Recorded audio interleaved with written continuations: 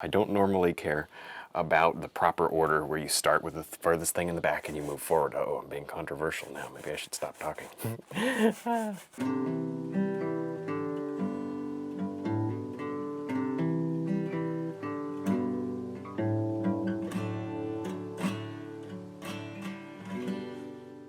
Hi, I'm Kevin Hill, and today we're going to do a soft pastel colored seascape. It should be just a little bit different than normal. Should be a lot of fun. If you're looking forward to seeing this and you'd like to see more, be sure to leave a like and subscribe for more painting videos. Alright, let's get started. Well, I think now would be a great time to look at the paintings that you guys did of our last landscape.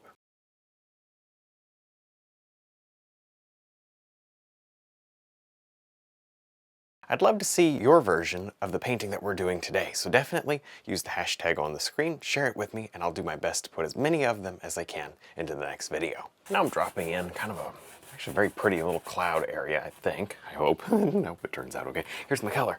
Just some purple. Pretty easy. There you go. I'm doing it with a 1-inch. In fact, I've done the whole sky with a 1-inch brush today. I'll probably get the filbert brush out here very soon, but for now, we're gonna just roll with this.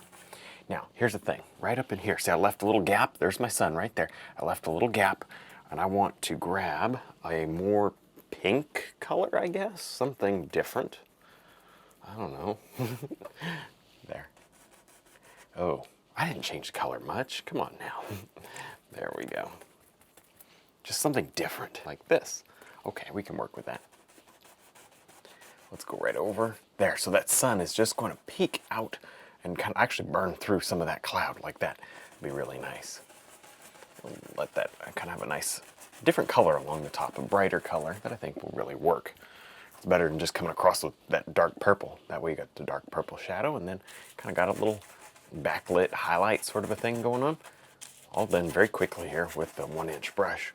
Probably too quick. We should get the filbert brush out in a moment. I just want to get some of this color laid down though first, before I slow down with that brush, because the filbert's a little slower for this sort of thing. Although it's definitely the best brush, in my opinion. What I normally grab for painting clouds, my favorite. All right, now, what do you think? What do you think? Maybe right up here? Yes, that works. And what do you think over here maybe? Let's get, yeah, a slightly darker cloud. That's pretty. Oh, I like that. We can work with that. Yes. Okay. Well, we'll just keep playing around with cloud colors. Trying to make a nice little effect. Not too, that's almost getting too purple. I don't want that purple out there. I'd rather have it a little more. You can put umber in your skies. That's okay. A little black and umber will just, not much, just a little, will cool them down. Yes, it's okay to add black, because just in a little bit, it helps to gray your colors. It won't make them look muddy if you don't add too much. So now I've changed to a filbert brush, and the canvas has been blocked in very quickly. And I'm going to go in using the paint that's on the canvas. There's really not much of anything here on the filbert brush. I'm going to turn these big blobs into little clouds, hopefully. That's the idea. Yes. I like that. I think that works. I think just a few moments, honestly, with a filbert brush, and we'll have this thing looking quite a bit better, I hope. That's the basic idea, at least. That's already better, actually. Now, of course, you can do, you know, the shop towel and take some of the paint off, rub it, wipe it off if you want to. We may do that. I don't know how much highlight I really care about having. I don't know that I really care about having all that much highlight. Kind of just, I don't know. It's something we'll figure out later. It's not super important to me, but what is important is getting all these big shapes turned into big shapes with a lot of small details. There. I like that. I think we can work with that. Don't close this off too much. Maybe right here, I don't know, just bring in a little of that. Yes, that works. And over here especially, we'll just blend it all in. I feel like the paint's a little thick. You can see how easily it's blending around. See that? That means it's a little thicker than it should be, but we're not going to highlight anything down here. We don't have any trees that are going to cover this area, so it doesn't matter. Helps to pre-plan your painting so you know whether or not you're going to need to go over this area, which we're not going to have to. Now I've got a clean 1-inch brush here. I'm going to load it up with some white. And do I want to add anything else? That's a hard question. I think I'm going to add maybe just a touch of yellow ochre. Yellow ochre does not turn green as bad as cad yellow does. All right, that's halfway decent right there. 1-inch brush. You can do this with anything you felt comfortable with. This just seems to be handy and ready to go. So I'm going to, somewhere in the middle here, lay down some color. Now, of course, it's plenty bright right there, but the moment you move away from this little center spot, it gets not so bright. Get all your blending done here. All right, now let's move out over here. Good. And just let that burn through the clouds like that. Oh, that's so pretty. Bonus points. People pay extra for that sort of stuff. All right, wipe that brush as good as you can wipe it out. All right, now let's go ahead and do it again. This time we'll do it above. Just pretty much like this. So beautiful. You can do that trick where you take a take a filbert brush and drop in a perfect sun. I don't know if I want that or not. I don't know. I guess I'll decide. Let me try. Before I do that, let me go ahead. Right in the middle, I'd like to see just a little more of our cad yellow. A little more of our cad yellow. Just a little. Let's see what that does for us. It may be that's all we need. Maybe we want to add more sun. I don't know. Let's find out. That's plenty of yellow. Plenty of yellow. Back off that yellow. Let's get back in here. See, you kind of get to see how that's kind of a trial and error process here when you're doing these very subtle effects that you got them planned in your mind. You want them just so. Sometimes you gotta sit here and try to mess with it a while until you get it just the way that you want it. And I think for me today, that is gonna do it. So I just took a moment here, just using a filbert brush, sketch in a basic idea where I wanted my big wave and my little secondary water area. And then this is actually going to be sandy beach with a little water on top. That's where we're going to place our birds. That's going to be fun. All right, so let's go ahead and remove this masking tape. Now that gives us a nice clean horizon line that we can work with. Oh, that makes things so easy. You measured it before you put it on, right? Made sure it wasn't crooked. Very important. All right, here we go. I'm going to place just a little of our orange. Not crazy. That's more, honestly, that's more than we need. We don't even need to go that orange. We can dial that back a little, and I think we will. Nice. Nice, nice, nice. We'll just place that on right there. A little of that right in here. And then just work it down, so your colors sort of make sense. Here's our, here's our sand. Might as well get that in. Good. That's just basically yellow ochre. Touch of our umber is fine in there. We'll do more umber. And then a little purple as you get to the edges. It's as simple as that, as far as the colors go. There's not much ocean today. I didn't think it needed a lot. I wanted more emphasis on the sky. Speaking of which, on the sky, remind me to finish. I decided to move on. Everything has to be finished before the painting is finished. I just didn't feel like doing any more on the sky. Have you ever been there? You just like, okay, I just don't want to do it right now. I want to get a feeling for what the painting is going to look like before I go adding a bunch more to the sky, because on the sunset you could spend an hour or two. I didn't. I spent minutes instead of hours on that sky so far. I'm thinking that once I got a little more color down here, maybe this is about halfway finished, I'm going to pop back up here if you remind me. And I want to highlight some of maybe the bottom of these clouds, maybe some, but I don't want to do it now. You know what I mean? That's kind of like an after lunch thing. Come back, take a look at it, walk away for a minute. I guess I just want time to decide all of that beautiful stuff up there. Hope that makes sense. You can do anything in whatever order you like. The worst thing that happens is you have to go back, and paint over if you did something behind. I don't normally care. I don't normally care about the proper order where you start with the furthest thing in the back and you move forward. Oh, I'm being controversial now. Maybe I should stop talking. To me, it just doesn't matter. I like to do things out of order. If nothing else, then it's just kind of fun. Now I'm going to place in some turquoise here. It's actually kind of pretty, isn't it? Got my little 1/4-inch brush. Seems to be perfect for this. It's a good size. Get a little bit more. Here's my color. Get a little bit more blue, actually, in that mix. That looks halfway decent right there. As you come away, I'd like to see a little more blue.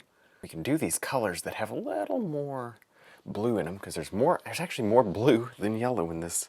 I wouldn't even call it a sunset. This isn't quite sunset. If that sun was a little more golden, you know what I mean? This doesn't feel like, well, maybe it is sunset, but it's just one of those not crazy sunsets. And I absolutely love it for a change, Fun to do things that are a little different. That's great right there. So just, honestly, just kind of drop in that eye of the wave. I left it open. There was no paint, no medium, nothing. Just stick it right in so it covers nicely. And then blend it down to the existing paint here. There, I'm just kind of finishing up, honestly, just fiddling around with this. My goal with this is to just add a little highlight, really shadow, mid-tone, whatever it is, mid-tone. My goal with this is to kind of create a base to work from, because I'm going to do something that I have never done before. Yes, can you imagine that? Well, here's the thing. This is playing Seascape, and we've done these before, and I wanted to make this just a little different. Yes, we have the birds, that's fun, that's great, but I'm going to, see how I just have mid-tone here, and it's very smudgy?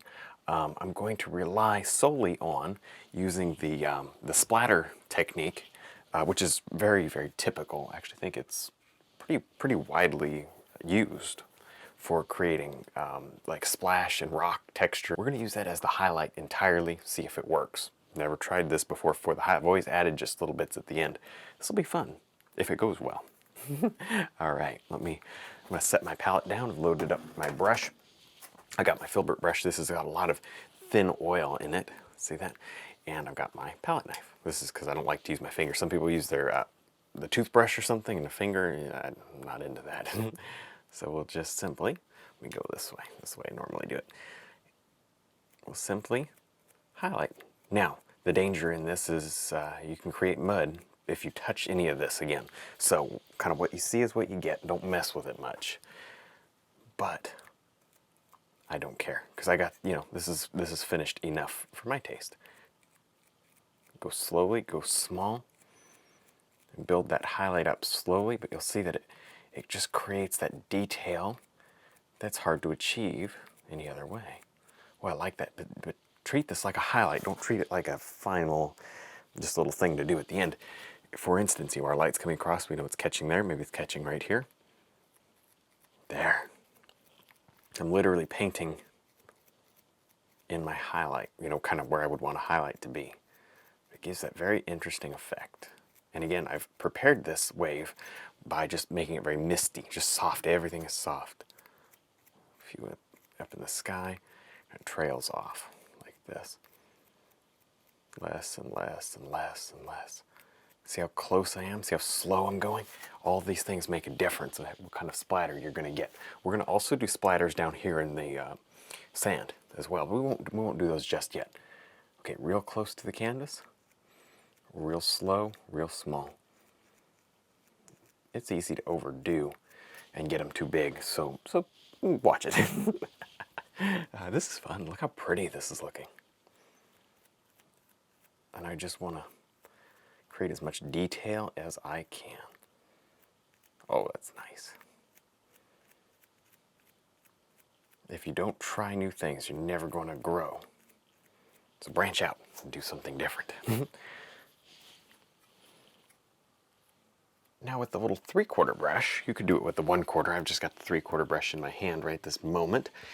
I'm going to highlight, I guess. I do probably want some of the dots, but I am highlighting a little first, or at least throwing down kind of a mid-tone.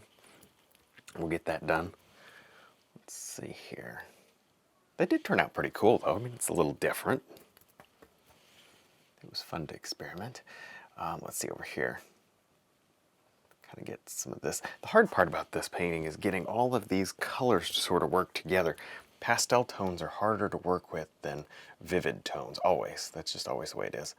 The more subtle you want to be, the more difficult it gets. So it's taken me a little longer than normal to do this sort of stuff, for sure. But we're working through it. Trying to just make these colors work. I'm pulling a lot of these. This is my my color palette up there. I'm pulling a lot of my colors from there. Trying to figure out how to make this ocean really work with the sky.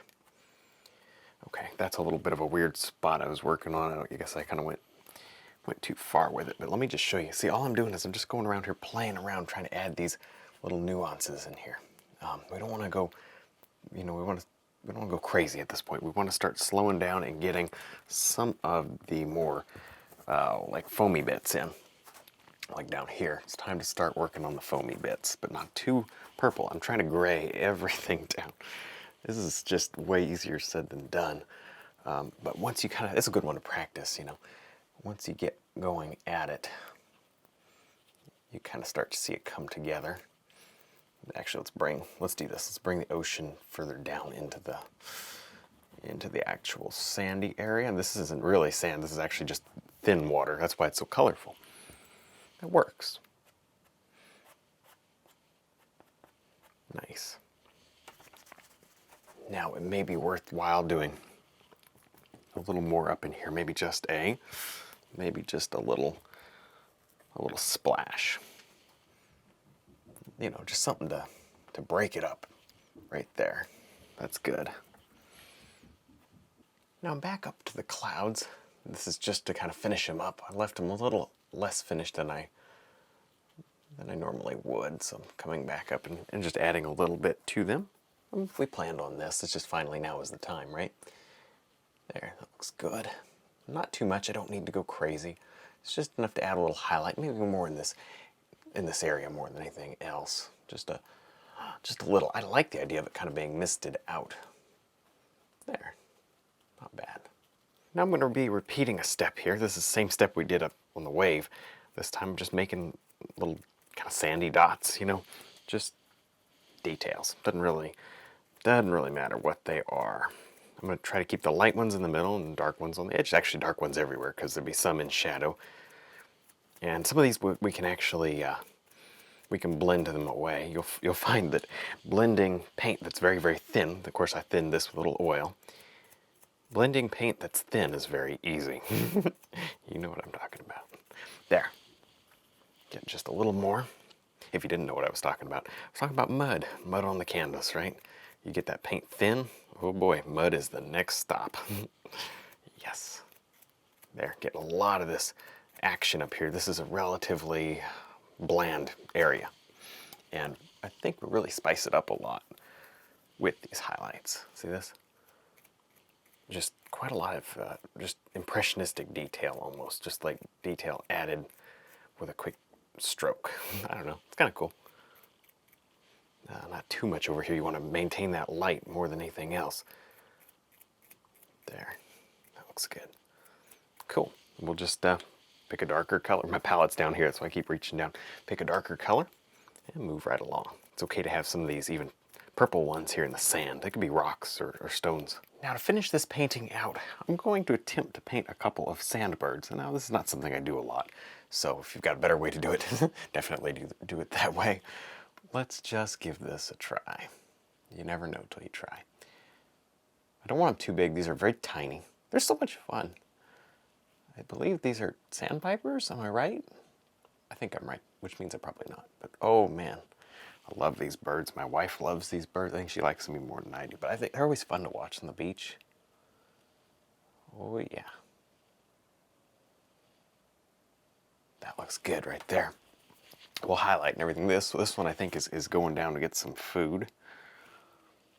Let's get us, wait a minute here. Let's make sure we do this right. I was just playing around with the liner brush a moment ago, so I got a bunch of thin paint all over the place. But let's